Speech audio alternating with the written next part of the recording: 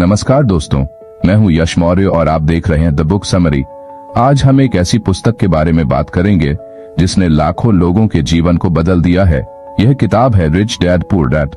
इस किताब को पढ़ने के बाद हमारी सोच में गहरा बदलाव आ सकता है, क्योंकि यह सिर्फ पैसा कमाने के तरीके नहीं बताती, बल्कि यह हमें यह सिखाती है कि धन और वित्तीय स्वतंत्रता हासिल करने के लिए सही मानसिकता और सही शिक्षा कितनी महत्वपूर्ण है। रॉबर्ट कियोसाकी ने इस पुस्तक में दो पिताओं की कहानियां साझा की हैं, धनी पिता और गरीब पिता।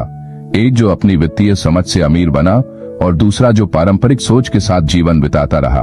तो आइए जानते हैं इन दोनों के विचार और कैसे हम इनसे सीख सकते हैं। भाग 1, पुस्तक का परिचय और लेखक। इस पुस्तक के लेखक रॉबर्ट कियोसाकी हैं, जिन्होंने अपनी जीवन यात्रा में सीखी गई महत्वपूर्ण बातें हमारे साथ साझा की हैं। रॉबर्ट का जीवन एक दिलचस्प यात्रा है। उन्होंने अपनी धनी पिता और गरीब पिता से बहुत कुछ सीखा। उनके धनी पिता ने उन्हें यह सिखाया कि वित्तीय शिक्षा सबसे महत्वपूर्ण चीज है, जबकि उनके गरीब पिता का मानना था कि अच्छी नौकरी और सैलरी से ही जिंदगी की कठिनाइयां हल होती हैं। यह पुस्तक इस अंतर को समझाती है कि कैसे दोनों सोचों के साथ हम अपने भविष्य को आकार दे सकते हैं।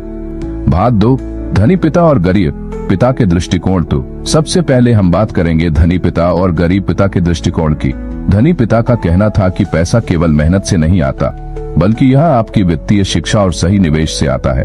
उनका मानना था कि एसेट्स, संपत्ति और इन्वेस्टमेंट्स, निवेश को बढ़ाना ही अमीर बनने का रास्ता है। गरीब पिता का दृष्टिकोण थोड़ा अलग था। वह मानते थे कि कड़ी मेहनत और सैलरी से ही जीवन की आवश्यकताएं पूरी होती हैं। वे ये समझते थे कि जॉब सिक्योरिटी ही सबसे महत्वपूर्ण है। यहाँ पर दोनों की सोच का अंतर दिखाई देता है। धनी पिता को लगता था कि वित्तीय स्वतंत्रता प्राप्त करने के लिए आपको बिजनेस या इन्वेस्टमेंट्स में पैसा लगाना चाहिए, जबकि गरीब पिता यह मानते थे कि केवल जॉब ही स्थिरता दे सकती है। भाग 3, वित्तीय शिक्षा का महत्व। इस पुस्तक का सबसे महत्वपूर्ण पाठ है वित्तीय शिक्षा का महत्व। धनी पिता का कहना था कि स्कूलों में हमें केवल पारंपरिक शिक्षा दी जाती है, जैसे गणित, विज्ञान और इतिहास, लेकिन वित्तीय शिक्षा का कोई महत्व नहीं होता। वित्तीय शिक्षा का कोई महत्व नहीं होता। वित्तीय शिक्षा का मतलब है यह जानना कि पैसा कैसे काम करता है, कैसे आप अपने पैसे को एसेट्स में बदल सकते हैं और कैसे आप लायबिलिटी। अगर आप चाहते हैं कि आपका पैसा आपके लिए काम करे, तो आपको पैसे के बारे में सही जानकारी प्राप्त करनी होगी। भाग 4, संपत्ति और दायित्व। अब हम बात करेंगे संपत्ति, एसेट्स और दायित्व, लायबिलिटीज के बारे में, जो इस पुस्तक का एक और महत्वपूर्ण पहलू है। धनी पिता का कहना था कि संपत्ति वो चीजें होती हैं जो समय के साथ आपको पैसा देती हैं, जैसे रियल एस्टेट, शेयर बाजार और व्यवसाय, जबकि दायित्व वो चीजें होती हैं जो आपके पैसे को खाती हैं, जैसे कि कर्ज, कार का लोन और क्रेडिट कार्ड का बिल। धनी पिता का मानना था कि अमीर बनने के लिए आपको हमेशा एसेट्स में निवेश करना चाहिए, जबकि गरीब पिता का कहना था कि कड़ी मेहनत करके केवल सैलरी प्राप्त करो, जो लायबिलिटीज को पूरा करने में लग जाएगी। इसलिए अगर आप अपना भविष्य सुधारना चाहते हैं, तो सबसे पहले आपको एसेट्स बनानी होंगी और लायबिलिटीज से बचना होगा। भाग 5, उद्यमिता और जोखिम। अब हम बात करेंगे उद्यमिता और जोखिम के बारे में। धनी पिता का कहना था कि जोखिम उठाना जरूरी है। यदि आप फाइनेंशियल फ्रीडम चाहते हैं, तो आपको अपने विचारों को व्यवसाय में बदलने की जरूरत है। गरीब पिता हमेशा यह मानते थे कि जॉब ही सबसे सुरक्षित रास्ता है। वे यह मानते थे कि रिस्क्स और बिजनेस करने से फेलियर हो सकता है, लेकिन धनी पिता का मानना था कि बिजनेस में जोखिम उठाने से ही आप असली सफलता और वेल्थ पा सकते हैं।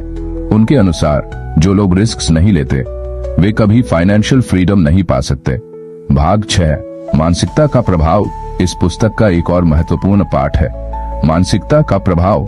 अगर आपकी मानसिकता धनी बनने की है, तो आप अपने जीवन की दिशा बदल सकते हैं। धनी पिता हमेशा यह कहते थे कि पॉजिटिव माइंडसेट से ही हम अपनी फाइनेंशियल फ्रीडम को पा सकते हैं। वे मानते थे कि मानसिकता ही सब कुछ है। यदि आप अपनी सोच को बदलते हैं, तो आपका जीवन भी बदल सकता है।